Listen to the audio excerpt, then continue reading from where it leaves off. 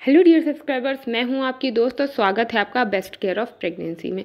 Friends, आज के इस वीडियो में बात कर रहे हैं कि नॉर्मल डिलीवरी के लिए कब तक वेट करना चाहिए, कितना सही टाइम होता है जब आप नॉर्मल डिलीवरी के लिए वेट करें। अगर आपको नेचुरल पेन नहीं आ रहा है, आप नेचुरल डिलीवरी के लिए वेट कर रहे हैं कि नॉर्मल डिलीवरी हो जाए, हमें सिजेरियन के थ्रू डिलीवरी ना कराना पड़े, तो सही टाइम कब तक होता है कि आप इंतज़ार करें नॉर्मल डिलीवरी के लिए।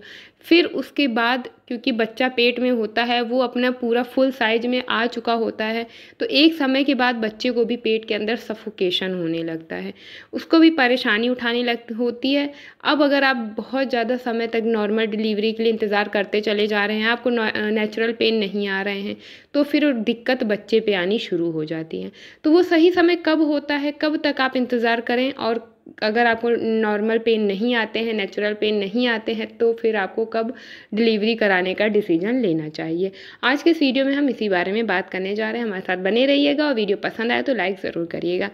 जो एक सामान्य मैच्योर प्रेगनेंसी होती है वो होती है 40 हफ्ते की। 40 हफ्ते में बच्चा पूरी तरह से फुली डेवलप हो चुका होता है, शारीरिक रूप से भी, और उसका जो वज़न होता है वो भी 40 हफ्ते में 2.5 से 3 या 3.25 किलो तक का हो जाता है। कई बार 4 से 5 किलो तक के भी बच्चे का वज़न 40 हफ्ते में हो जाता है।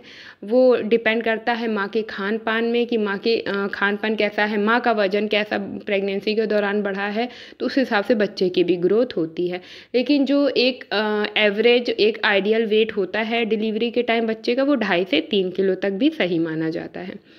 तो 40 हफ्ते की जो प्रेगनेंसी होती है वो पूरी तरह से मैच्योर हो चुकी होती है और उसमें बच्चे का डेवलपमेंट भी पूरी तरह से हो चुका होता है।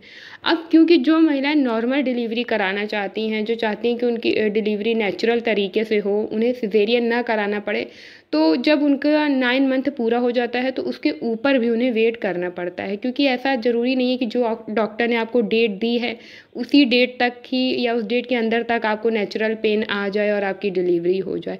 डॉक्टर हमेशा वो डेट देते हैं कि जिस डेट पे आपके लास्ट पीरियड आए थे, एलएमपी जो थी आपकी, 9 मंथ तक उसको कैलकुलेट कर लेते हैं और उसके 1 हफ्ते ऊपर की डॉक्टर डेट देते हैं। जब आपके 9 मंथ पूरे हो जाते हैं, इसके 1 हफ्ते की ऊपर डेट दी जाती है कि इस दौरान अगर आपका पेन आता है नेचुरल तो ठीक है, अदरवाइज आपकी डिलीवरी सिजेरियन के थ्रू होगी।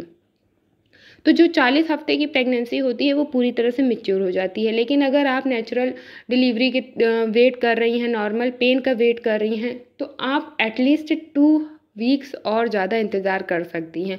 मतलब कि आप 42 हफ्ते तक और वेट कर सकती हैं, इतना टाइम आपके पास होता है।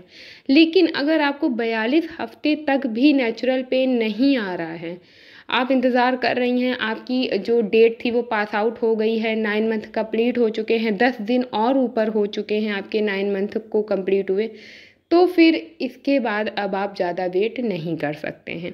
क्योंकि जब 42 हफ्ते की प्रेगनेंसी हो जाती है तो वो पूरी तरह से मैच्योर हो जाती है और उसके बाद फिर बच्चे को अंदर सफोकेशन होना शुरू हो जाता है। बच्चे को सांस लेने में दिक्कत होने लगती है, क्योंकि बच्चे का साइज इतना ज़्यादा बढ़ चुका होता है कि वो फिर पेट में उसको घबराहट होने लगती है। कई बार जो महिलाएं मतलब अड़ जाती हैं कि नहीं मुझे नॉर्मल ही कराना है, मैं सिजेरियन तो कराऊंगी ही नहीं, वो काफ़ी लंबा इंतज़ार करती चली जाती हैं। तो कई बार इसका असर, खतरनाक असर उनके बच्चे पे देखने को मिलता है। या तो बच्चे को किसी तरह की बहुत बड़ी दिक्कत हो जाती है पेट में, या फिर बच्चे की हार्ट बीट रुक जाती है, इस तरह की परेशानी हो जाती है।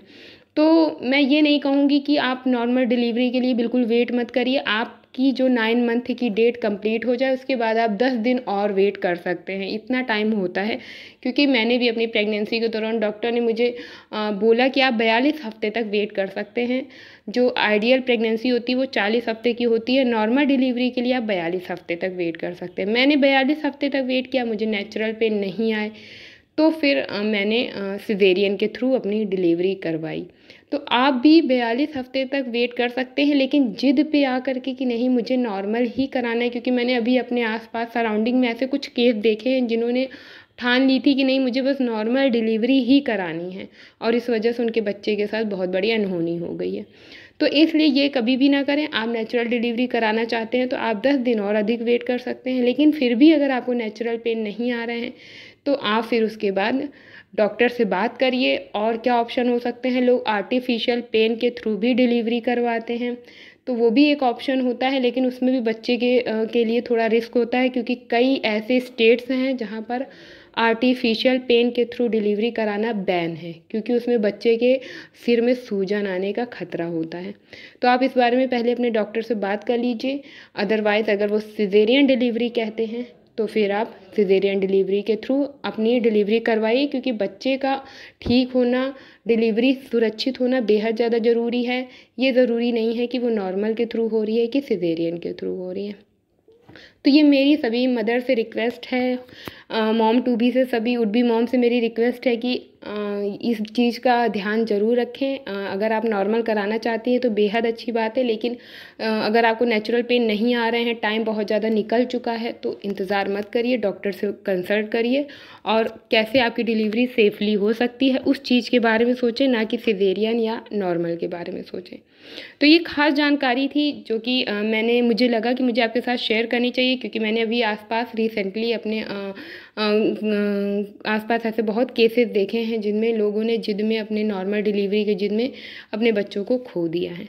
तो वीडियो कैसा लगा, जानकारी कैसी लगी, प्लीज़ हमें कमेंट करके ज़रूर बताइएगा। पसंद आया तो प्लीज़ वीडियो को लाइक ज़रूर करें।